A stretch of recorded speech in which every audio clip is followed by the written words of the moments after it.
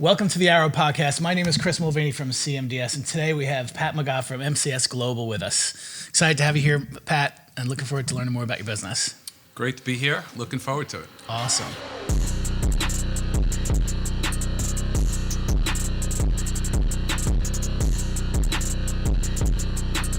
How did you get into this business? How did you start? And what made you start MCS Global to begin with? You know, it goes back about 10 years ago. Hooked up with a local successful businessman in town. He had a established business for 30 plus years in the logistics space. Also, always had a customs brokerage license and an FMC, the ability basically to import or export. Never used it. Had another business in the transportation space that he was actively running. So we literally came to an agreement. He said, listen, here's the platform. I see your success. I worked 20 years down Wall Street. I've had, numerous startups that I've bought and sold over the years. So I've had some success starting companies. Mm-hmm. From there, certainly I understood the supply chain and logistics and what that meant, but did I really know the nuts and bolts about it? No. So I dug deep into it, went through my network, people that we pitched the business to. And, 2019, 20, 21, obviously through COVID, we had some crazy ups and downs, but we've been able to grow the company organically over the years. I've had a great ability to reach out to origin agents and develop an agent network that is similar to ours. Small family-owned businesses, multi-generation for the most part. Mm-hmm. Very knowledgeable about their markets, whether it's China or Southeast Asia or Europe. So I took the time to really build that network over the years. And it's served us very well in good times and in bad. Right, yeah. Relationships are everything in business, right? If you don't Sure. have good relationships with people, it's hard to get and grow business. So, that's definitely the foundation for any successful business, right? And absolutely. People like you, they're going to continue to do business with you, yeah. Right? Yeah. So, okay, interesting story. So, today, what kind of clients categorically do you like to go after and do business with specifically? Well, the majority of our business is imports. Mm-hmm. Obviously, there's an import-export market out there. I'm going to say 90+% of our companies import containers into various ports throughout the country. We have across the board, literally food products. We have olives from Spain and spices from Turkey. We've got construction material from China, fan belts from India, wow. Wine from New Zealand. So it really very diverse, right? Mm-hmm. Very diverse. Mm-hmm. Yep. So then how does a client learn about you? Is it through these relationships that you've built, or are you guys doing some old school pounding the pavement and phone calls? And that's not a strong point for me, to be honest with you. Yeah. We've my background is down Wall Street, and again, building some companies. I never had to be a door knocker, so to speak. My customers always came to me. So, again, through our network and my network over the years, we've grown organically. Marketing is not something I do on a daily basis. We've tried several sources over the years, whether it's LinkedIn Navigator and all sorts of things. Mm-hmm. But I find that the strongest selling point for us is really our success and our current client base. Right. Mm-hmm. So from there, we've been able to branch out organically. That's great. Yeah. Yeah. So hopefully, now that we're doing business together, marketing will be something that helps your business grow. That's what we're here for. Right? Exactly. We've heard great things. Obviously, yes. Yeah. Tremendous success that you've created for other companies. We'd like to catch that wave. Yeah, it's pretty wild how multiple clients of mine just organically through I guess doing business and stuff. So absolutely, yeah. It's a small world out there. Yes, yeah, very very much is. And the two clients that have both been clients for 13, 15 years. Mm-hmm. This is pretty wild as well. Well, that's a tribute to you and your team. Right. Yes. Yeah. Thanks. Sure. Yeah. So we're excited to do business with you guys. As we are. You had said, a few attributes about your company and your client type. So, are your clients all what size are they on average? How much business are they doing on average? And, in 3 years, where do you see MCS Global being as far as client size and type? Sure. So we have Our client base is across the board. We've got clients that import 20 containers a year. It's their lifeblood. Small mom and pop businesses from, Maine down to Florida, through the Midwest. We've got clients that import 20 containers a week. Okay, so our selling point, if you will, what I pitch to prospective clients, and we work day in and day out with our current clients, is really three pillars, if you will. Service, right? We want to provide the best service. We want to be competitively priced.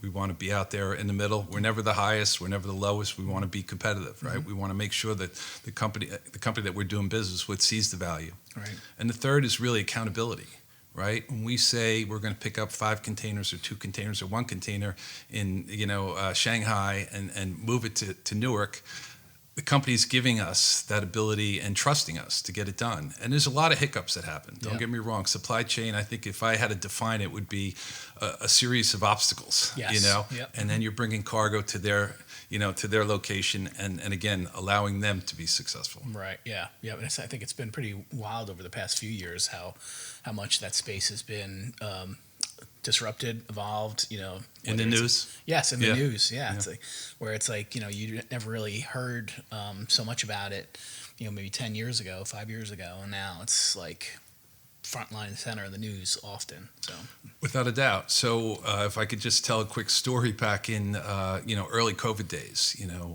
April, May, June of 20, right? We're just coming back. The world is coming back alive, and companies are realizing, okay, they're going to succeed. They're going to stay in business. Right. And then that process started, right? With the containers, we went from zero business to phone calls, the emails just out of the blue. Okay, I need this, I need that. Yep. So it really, and I told this story to my wife last night. We were rehashing it. To me, it was similar to my Wall Street days. Yeah. Back in the summer of 2020, when you had rates that went from $3,000 a container from Shanghai to Newark to $8,000. Right. Okay. Next week it's $9,000, $10,000. Yeah. So I had to make decisions. Yeah. Which I was comfortable with because of my history, but and knowing my clients, I had to make that call. If we didn't book that container, on a Tuesday night at 9:00, they're 12 hours ahead. So that next day there was just tremendous fluctuation. Right. But we got it, and it was a great learning experience. Yep. Yeah. No, definitely.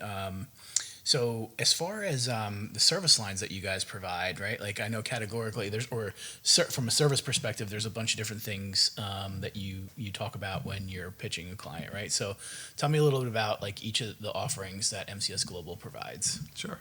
So primarily we offer ocean services, mostly on the import basis. Now I have several export clients. It's just the volume's not there. It's the majority, 90+% is imports. What we can do, so in the supply chain industry, there's terms called Incoterms. Incoterms is how the buyer buys the cargo. If XYZ company is importing sneakers from China, for lack of a better commodity, they have to decide how they're buying it. Are they buying it from the door in China, which is Ex Works? Are they buying it FOB, which is delivered to the carrier in origin? Or are they buying it delivered to a port in the States, in Newark or Savannah or Houston for that matter? So it's really how they buy it, how it dictates the services that we provide. Now we have the ability to go and pick it up at door anywhere, whether it's in China, Italy, India, New Zealand. We have that agent base that can provide those services. So it's basically, it's really tailored to what the customer needs. Got it. Okay. So I also saw that you offer some warehousing as well. Is that correct? Yeah. Yeah. So where specifically do you have the ability to do warehousing in the United States? Every port, every railhead. Okay. So for years we had, we had two warehouse businesses down in Savannah, which we sold a piece of. We still retain ownership. So those are still our warehouses per se. Newark through our network, and that's basically where we're home based. I've got tremendous amount of warehouse space, literally at my fingertips if I need be. As you travel through the Gulf in Houston, I have a great joint venture with a very entrepreneurial young late 20s, early 30s group that has, I think they control 3 or 4 buildings, about 1 million square feet down there. That's great. So any port in the country, I could pick up a phone and literally get space, get services, whether it's trucking or, in and out warehouse services, pretty much nationwide. That's great. That's awesome. And so now it sounds like you're somewhat soup to nuts, right? You're doing drayage and street turns as well. We do it all. Yeah. We could a la carte it.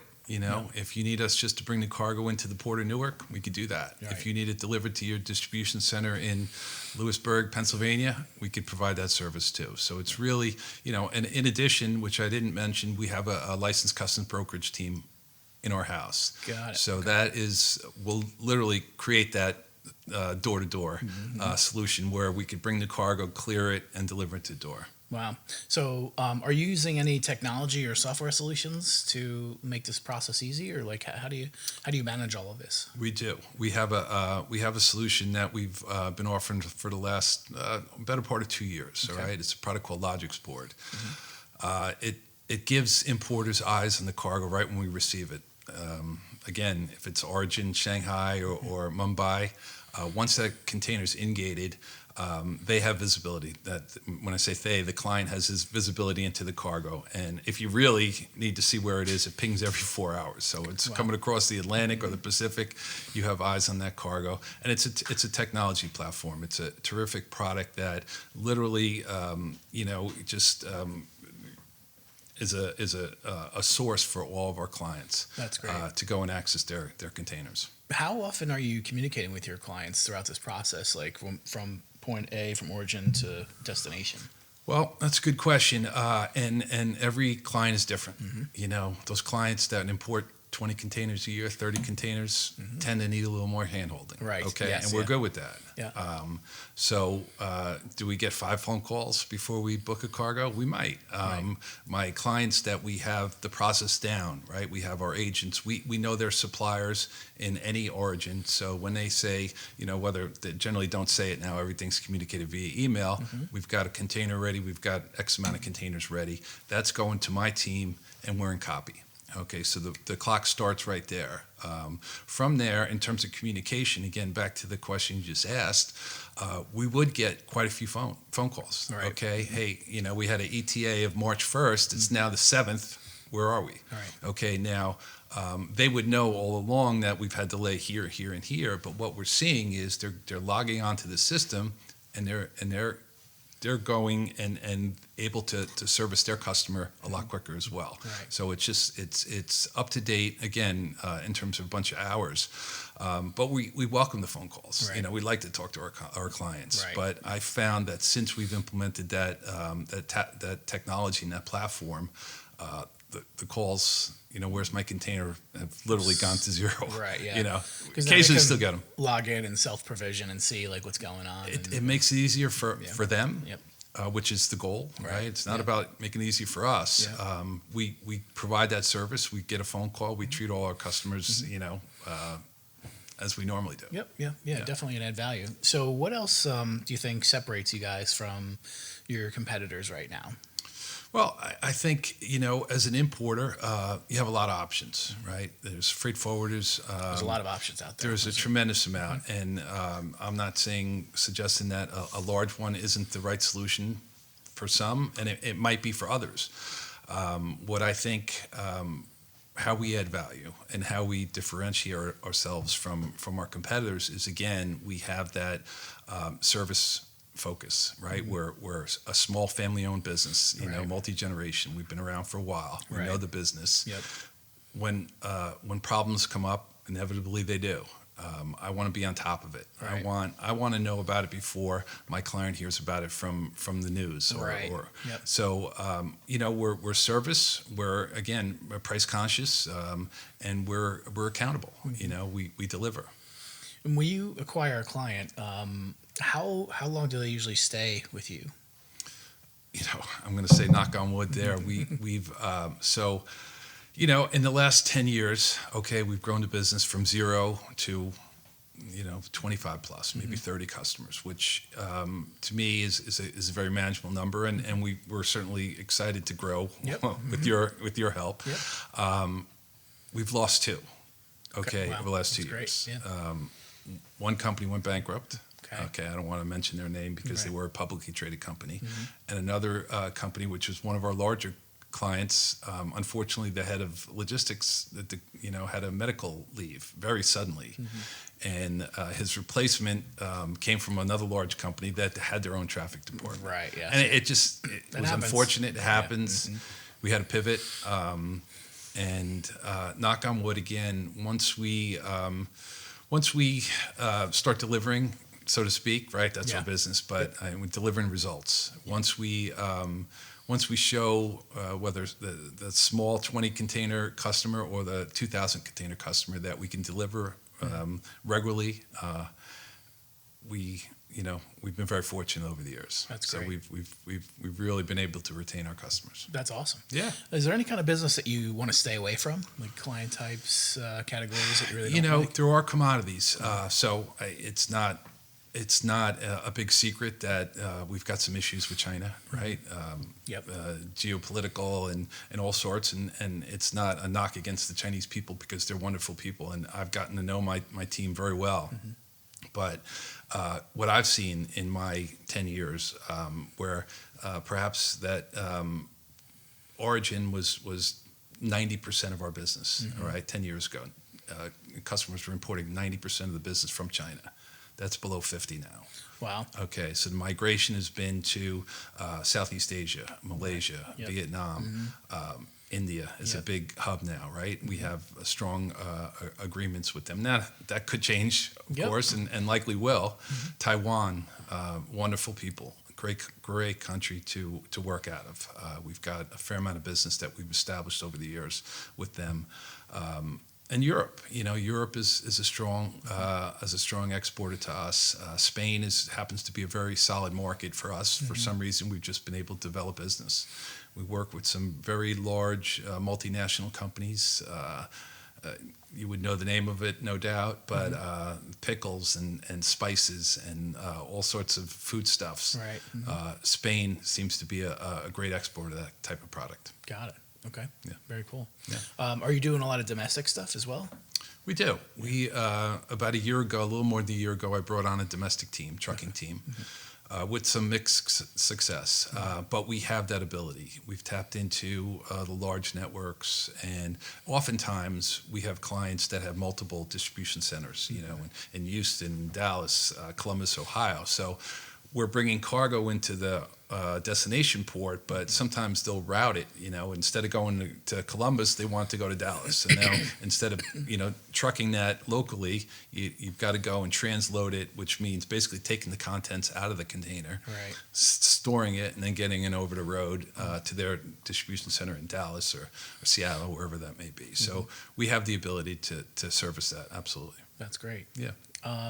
So you could have done anything as your next move. Why did you decide to get into this space specifically? It's a good question. It was time, right? It was like a timely thing. I just sold the company, and I have 3 young kids at that time, and financially we were okay, thank God. Yep. But I was home a lot, and while it was helpful to my wife, it was also like time to go. Right, yes. So again, it's time. It was an opportunity that just came up out of nowhere, and we literally sat down and said, "Hey, let's give it a year." Shook hands. A year later, we said, "We'll give it another year."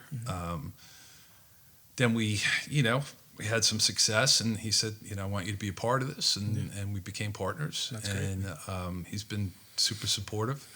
Again, he's had a tremendous history in this space, so he taught me some. Probably taught me a lot. But I've been not afraid to make mistakes over the years, and I've made a lot. Yeah. You could probably ask my wife, and she'll tell you. Well, that's everything. I think that's like something, we talk about this every once in a while on the podcast here, and even in business when I'm doing consulting, it's like failing and taking risk is so important, because out of that failure, you learn how to succeed, or you learn what does not work, right? And the only way you're going to know is if you try a lot of different things and you take the risks, because when you don't, you're essentially just, coasting. and people that coast are going downhill, right? So Right. it's important to do that, and entrepreneurs need to have that ability to take risk, or else it just doesn't, benefit them. I agree. And, from each failure, hopefully you learn something, as you just said. Right, yep. Sometimes you don't, Yep. and you got to do it again. And I'm certainly guilty of that. But so, again, to a long answer to your question, but it was a challenge. Yeah. It was a challenge that came up. And I saw it as an opportunity. Coincidentally, at the same time, they had just raised the Brooklyn, I think, no, it was the Bayonne Bridge, 10 feet. So now they could allow these large vessels to come in. Okay, so they went from importing or allowing these vessels that maybe carried 3,000 or 4,000 containers. With that additional space, they can carry 8 or 10 or 12,000. So it was almost like, and I didn't know this, of course, but once I realized this is what I'm going to do, I dove in deep, and certainly learned a lot. Continue to learn. Yep.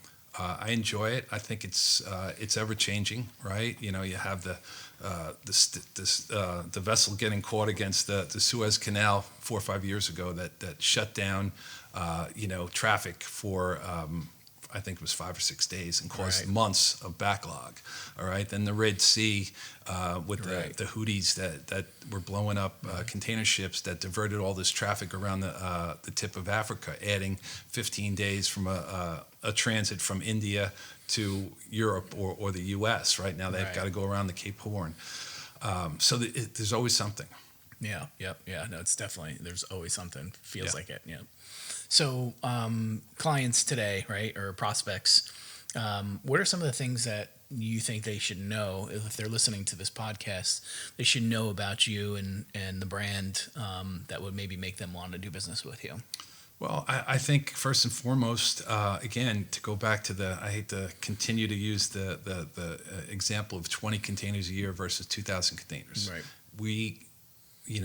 I personally love working with family, generational businesses that the person I'm sitting across the table is a decision maker. Right. And that's not to say I also like working with big business where you have very multiple layers. Right. But in the sense of what we, I think more important than anything, it's really just that we're going to treat you the same way we treat the big guys. Yep. And that cargo, we know it's the lifeblood of your business. Right. So we don't discount that. Yep. Each and every container.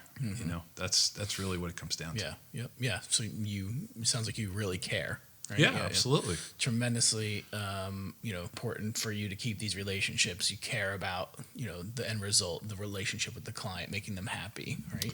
I love to sit in front of people and hear their story. Yeah. Hey, last year we did $3 million in rev, and this year we're projecting 5, and that's going to go from 10 containers to 40 containers. Right. Okay, and sure, it's going to benefit us, but I get a charge of sitting across from people in different industries, Right.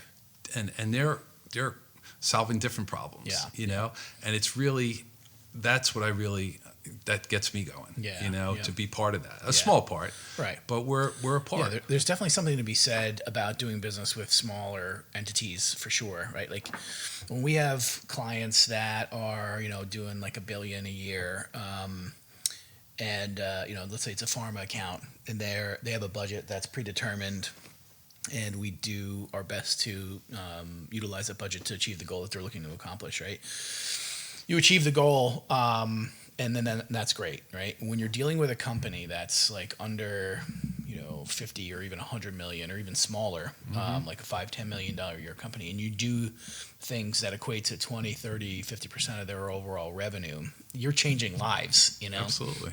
And it's got a different, even though the money isn't, there, like we're in business, service businesses to, make money, Sure. right? So the dollar is important, and making sure that, regardless of how much you charge, you're providing a level of value, right? And I'm of the mindset that, charge accordingly and then provide the value accordingly, right? So like, it's okay to be expensive as long as the value is there, Right.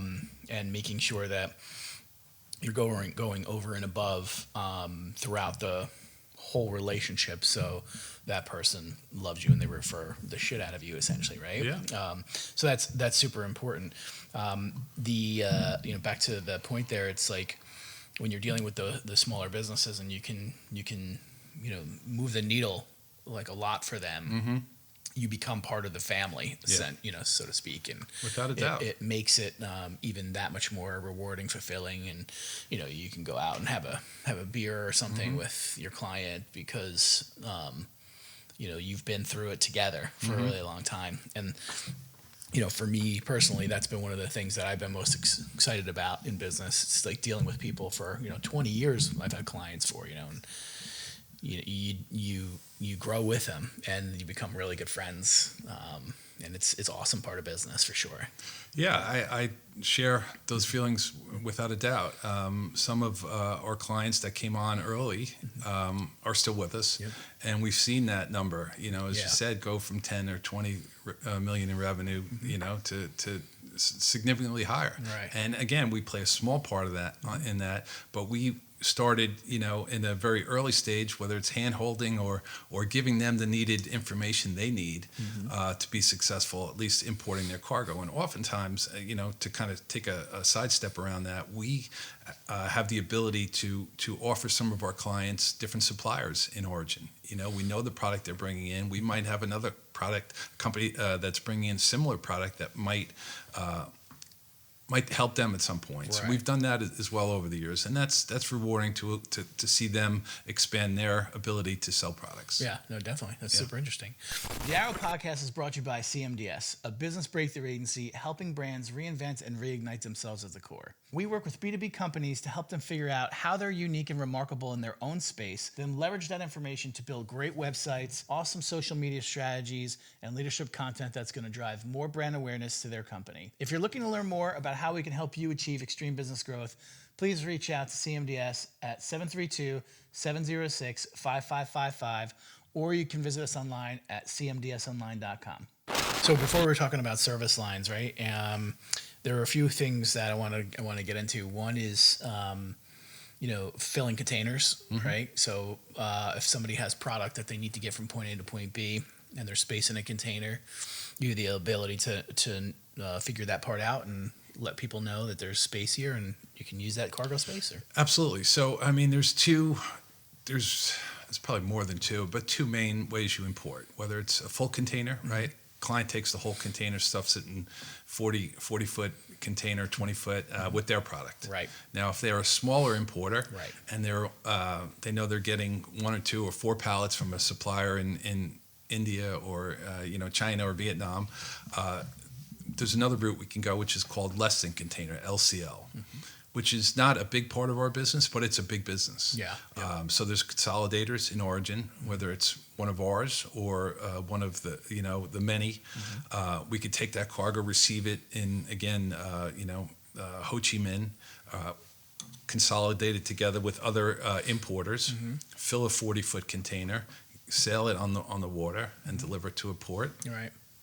And deliver to the client. Right. Now it's a little longer process because once it lands at whether it's Newark or Savannah, it's going to what's called a container freight station. Right. All right. Then it gets split, sorted. And some clients just do LCL business. Right. Okay. We don't have many of those, but I do have clients often, especially when they're bringing on a new supplier. So you want to get samples. Sometimes those are flown in, but if you need, 2 or 4 or 6 pallets and you need them now, obviously you're going to fly it in. Higher cost. The alternative would be to put it in an LCL container. Got it. And that does happen frequently in terms of when they're changing suppliers or adding a supplier. Right. Yeah. Is it whatever it takes to get from point A to point B, or is it time based, or is it both? So if I needed something quick, is that change what you would utilize to get the product to me? Are you going air at that point? Absolutely. So we're not. Kuehne+Nagel is not. Kuehne+Nagel being one of the largest freight forwarders, they're not changing the sailing schedules of these carriers. All right. So they have, on a good day, 30 or 32 days from Shanghai to Newark. I can't get an expedited service. All right. So your alternative would be to fly it. We could route it to LA, which is, 14, 15 days. Yep. And then truck it across the country. All depends on what the client needs. Now you have to be creative. Air being the most expensive alternative. Right. That's going to get it here same day. It's leaving China at 11 o'clock in the morning. It's arriving here at 4 or 5 in the afternoon because of the time difference. Yep. Greater cost, obviously, but if it's if it needs to be in the warehouse next day or soon thereafter, right. that's your alternative. So in terms of being creativity, we really have the option of, if it's coming to the East Coast, it's generally a little longer sailing. It is a longer sailing from China, but we could bring it into Houston or LA and then, make alternative plans to deliver it. Yep. Okay. What is there certain types of clients that would prefer air because they either order slow or they just need product fast? Or Yeah, we have. I have steady air clients, and sometimes what they do, it's interesting because it's not a high commodity. You would think not a high margin commodity. Got it. They sell all kitchen supplies to Starbucks, to McDonald's, to Wendy's, any big chain that are going, whether it's vents for the oven or oven grates. Anything you could think of as starting a new food store for the most part. Wow. And they have a heavy load of air shipments weekly. Now, again, it doesn't make sense to me, but obviously there's a need for it. So right. that tells me that, and we also follow that up with ocean containers, right? So to your point earlier, when they might need a sample, they might need 4 or 5 pallets, we'll throw it on an airplane and it'll be in that, that facility within, 48, 72 hours. I tell you a quick story about Apple, which everyone kind of is, you have an Apple Watch or certainly an Apple phone. They pretty much lock out the air cargo coming out of China last 2 weeks of August into September annually. Wow. Right? I mean, that's the capacity their needs are. Right. So we know that, right? We know that leading up to certain holidays, right before the rush of China shutting down for 2 weeks for Chinese New Year, right. or Dragon Week in the fall. Right. There's a rush to get cargo out of China. Yep. Sometimes you have to put it in the air. So it's really, customers ultimately make that decision, but sometimes it makes sense to put it in the air versus waiting the 35 days. Right. Well, that's wild. So now, a big part of your business is service and providing, value to your clients, right? And it sounds like you're doing a lot of communication with your clients throughout the process, and they are using some technology as well to kind of like figure out these things, learn these things on their own. What kind of check-ins are you doing? Are you picking up the phone? Are you emailing? Like, how's your communication look on a daily or weekly basis with your clients? So our team, it's primarily emails. We've got a solid operations team here, and they all have assigned accounts, right? But we work together, right? Personally, I like to speak to my clients, as frequently as I can. So I touch base, every couple of weeks, certainly a few times a month. Get in front of them, see how their business is, see if we can improve anything that we're doing, or when we hear good stories, I like to hear that and share it with my team. Right. So it's really again, to circle back to that product that we offer. It's taken a lot of the communication out of our day-to-day, week-to-week, but there's still a lot of touch points, and the touch points are usually emails. Okay. Do your clients ever come to you and say, hey, here's the pricing that I'm getting from my other vendors, or from other people, can you beat it? Or is it all the time? We're, again, to talk about the freight forwarding industry, it's saturated, if you will. And again, how you stand out from others. Our prices are always, again, we're never going to be the highest. We're never going to be the lowest. And I try and stay on the lower end of that spectrum. But yeah, there's, when you have almost like a commodity, the market coming out of China, it's very transparent in the sense of what the pricing is, because you're getting 4 or 5 rates and they're all within a couple $100. Right. Yep. In those obscure markets or more difficult markets, there's less visibility. Yeah. But there is oftentimes clients that we've had for several years, and I am very transparent with people too, and say, listen, price this out because I think my number's a little high. Tell me what you see. You know, and that's the relationship that we have with our clients. Right. But at times I'll get nudged and said, I think, what I got last month was a little high, and it doesn't happen often. Right. But I'll go back to my origin agents and say, what are you seeing? Right. Send me an email. Give me a couple paragraphs of what's going on in Taiwan right now, because we see some things in the news. A typhoon hit and it shut business down for a week, which happens a lot. Right. So little things like that, little tidbits that we can share with our clients, we do. And that helps, it just keeps them in the loop. Yeah, definitely. It establishes you as a leader, right? Subject matter expert, or an expert in the industry. I wouldn't say an expert, but we're getting there. I mean, we like to know. I like to get on the phone with my agents, and we communicate via WhatsApp. Again, I like to talk to them once a week. And just say, hey, what's going on? I think you really get the insight that you don't get in an email. You get the color, if you will. And I share that with my clients. Yep. So in 3 years from now, what do you think this industry looks like? It's a good question. It's really changed in 3 years, in 5 years or 10 years since I've been in it. I think there's a tremendous need for freight forwarders, for people that can bridge the gap between an importer that wants to bring a product in from India and doesn't really know the nuances, right? And so I think for us, it's going to be to continue to keep our identity. We're a smaller forwarder, but we're super knowledgeable. We work for our customers. We treat the customer's cargo like it's ours. Right. All right. We have worked hard to work with our agent base that are similar in characteristics as we are. So we have accountability, we have pricing, and we have service, and that's what we're going to continue. Yeah. Do you think you'll stay in the same client size? It's. If I had a choice, I would have a good mix. Yeah. Right. As we talked about, we love having the entrepreneurs and the smaller, and they're great, and I don't want to lose that. Yeah. Yep. We've got. Those are around the 3 to 5 million. Would you say? I would say probably north of that, maybe 5 to 15 million. Okay.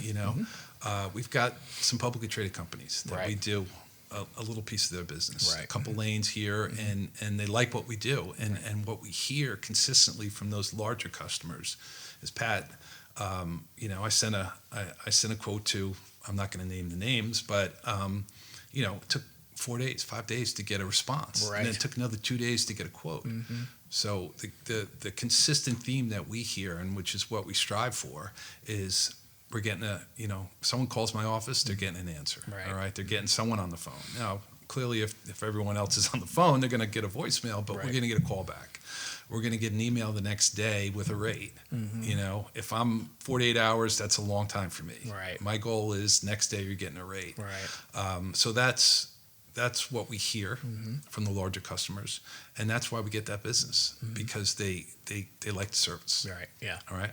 Yeah, it's huge, tremendously important. A lot of times, so I always used to say this when we do our consulting sessions, that service is it's a requirement. It's like it should be a prerequisite of doing business. It shouldn't be something that a company uses prior to the sale as a differentiator. What we see is that so many clients that are servicing like a normal human being are blowing away the competition because there's so many out there that are not. Yeah. Right. It's pretty mind blowing, just how transactional a lot of people in business are, and they're successful too. but that extra, like giving a shit, like, hey, I need to get this done fast for this client. I need to get the quote out to them fast, give them a notification on like where they are within a certain, part of the process, quickly, being preemptive and telling them, exactly what to expect and what life will be like when doing business with you, as opposed to like just having them experience it and have a million questions, Sure. Big differentiator right there. Without a doubt. And I've learned it from, my days as a very young, worker in any industry is you have to provide something that someone else doesn't, or a little better. And that's what my team knows. And they also know that they're going to benefit in the long run. We're a privately owned company, and, if it starts here, it trickles down. So we take care of our people. We've got great people. And that's not going to change. So they know that they put that extra effort, the customer's going to be happy. We're going to grow the business, and ultimately they're going to make, they're going to make a better living. Yep. Where are you located? Is everybody working remote right now, or do you have a brick and mortar? Yeah, no, we have brick and mortar. We're actually just moved in the last year down to Oceanport, New Jersey, which is my backyard. I live in Little Silver, New Jersey. My partner lives close by in Shrewsbury. We're actually in a great facility in Fort Monmouth, the old decommissioned Fort Monmouth. That is. Oh, that's awesome. It's Russell Hall is the name of the building. It's got tremendous history. So I think they created the transmitter back in the 20s and 30s after World War I. Wow. And it's really amazing. And there's some cool buildings back there. Oh, I would love to scoop something up back there, but I don't know if there's anything even for sale. It's 10 plus years since they decommissioned it. I think it was probably 2000, maybe 10 or 12, but it's been, the process has been ongoing. And to your point, I don't know if there's any parcels left. It's over 3,000 acres. Yeah, it's big. Netflix, as most people in Monmouth County know, are moving headquarters or to a soundstage there. It's going to alter the landscape. It's going to alter our world, but we're excited. So again, we moved down there about a year ago.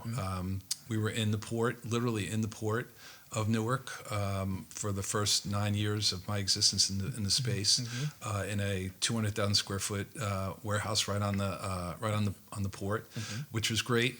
For a learning curve for me, So I was right there, getting dirty every day, and walking out to the warehouse, touching the cargo. When I had customers that brought it in, we brought cargo in for. It's very interesting to see the end result, right? We see it on the shelves, we see it everywhere, but once you see it pulled out of a container and how they pack it, sometimes they're, it's literally floor loaded, right? So you're talking about, 4,000 pieces and. It's not even fathomable how they get this cargo in there, but they do. Right. So they pack it in origin, they transport it across the ocean, we transport it across the ocean, we bring it into a warehouse, you open it up, and then you got to pull it out again. Sometimes the warehouse people palletize it, sometimes they don't. So it's really, and every cargo is unique, whether it's palletized or floor loaded or free. It's just very interesting to see when you open that gate what the cargo is going to look like. Right. Yep. Yeah. You get involved in food and refrigerated cargo as well, or no? We don't have a big piece of that business. If I have a client, which recently I had one that came to us, he's looking to import chickens from Brazil, and he needed some temporary space down in Savannah, which we accommodated for him. Not in one of our warehouses, but it's a very niche business, and growing, because think about all the products that we bring into the U.S., whether it's from Mexico or overseas, that require refrigeration. Right. So that space has really blown up over the years. But to open and operate, it's tremendously expensive. Yeah. So we would go and basically, if I had a large client, I would just, again, make that connection, either direct, or I would just be a liaison in that case. What would you say the most interesting product type is that you guys have worked with? To me, I've got a great, unique in the sense, it's a crazy supply chain. All right. So we have a very large customer, Fortune 5 Berkshire Hathaway company, a Berkshire Hathaway company, not Berkshire Hathaway. So it's not, the product is manufactured in Spain. All Okay. right, it's a glass product, and it's glass that goes in the high rises in the city. Okay. So the supply chain starts in Tivit. No, I'm not even going to say that, in Spain, Okay. outside of Valencia. Okay. Okay. So we'll pick up the cargo in origin, truck it to Valencia or Bilbao or Barcelona, take it across the Atlantic, up through the Panama Canal, lands in LA port. Okay, which you think is a crazy supply chain, but it even gets crazier, because from there it goes from LA, we'll pull it off the pier, send a truck down to Tijuana, a couple hundred miles. It goes to a very large facility, 1,2-1,300,000 square feet, and it gets fabricated with parts from Korea and Japan and India. The product, then we pick it back up, bring it to LA, and rail it to Newark. Wow. Okay. That's wild. So if you think about that whole supply chain, it's all it's over. insane. Yeah. If you could go from Spain to Newark, okay, it's 10, 12 days on the water, Right. directly across the Atlantic. They can't do it because there's some financial benefits from manufacturing in Mexico. That might change, but the supply chain that's about as crazy as I could think about. Yeah, You yeah, know, yeah. We've had a lot of crazy stuff, but that, to me, it's the most interesting. Yep. No, definitely. I guess the client comes to you with that sort of puzzle, right, and says, "This is what we need," and can you They make it came happen? to me late last week. We've got 1,000 containers that are starting, next year. Wow. This is what we're planning. That's great. Yeah, it's amazing. I mean, the company's been idle for a couple of years because, again, they were in New York for 50 plus years. Right. July of 22, so over 2 years ago, they shut down the office. Wow. Because New York building dried up. Now, I think that's changing. Certainly, the sense I'm getting is that things are starting to get a little better, and they're converting different buildings. So this one client in particular came to me late last week with a very large project. It's a almost 3-year project. And we're excited. Yeah. We're excited because they're good people too. Right. That's super. great. Yeah. That's Super. the best to do business with, right? Yeah. No, absolutely. Is there anything else specifically you want to let potential clients know about your business? Yeah. I mean, other than we love your business. We're going to take care of your cargo. We want to. We treat it as our own, as I said earlier. We'd love the opportunity to work with anyone. We're really commodity agnostic. We could do anything. Do we like working with certain commodities? Absolutely. But any potential supply chain issues, we could overcome. We're a small group, but we care about our clients tremendously, right? We like to see them succeed, and we'd like to succeed with them. So That's great. Yeah. So how can people get in touch with you? Well, I give you my email. Would that be the smartest way? Perfect, Pat yeah. McGagh, P McGagh, PMCGAGH at MCSGlobalTransport.com is my email. I give my cell phone number. It's 732-759-1304. All of my clients have it. Not that they use it a lot on weekends, but I do get the calls during the week. Right. At night when we're dealing with China or India, where there's a significant time gap. Right. I'm talking to my agents a couple times a week. Right. So I do it so they don't have to, and that's fine. That's what we do, Right. and I love what I do. Yeah. We've grown. We've taken something that was this big 10 years ago, and now it's this big. Right. We'd like to see it this big, and hopefully getting with there. your help, yeah. I mean, again, a long answer to your question, but we would like, I would like very much to get in front of folks that are similar to us. Yep. That want to grow a business, that have an idea, and they maybe they haven't done it before, maybe they've done it and they're not happy with their forwarder. Right. Give us a shot. It doesn't, it's not going to hurt. Yep, definitely. Awesome. Great. Well, thanks so much for being on the podcast. I really appreciate you coming in, and looking forward to helping you grow your business. And we are looking forward to it as well. I think we got a good run in front of us. Yeah, I do too. Appreciate it.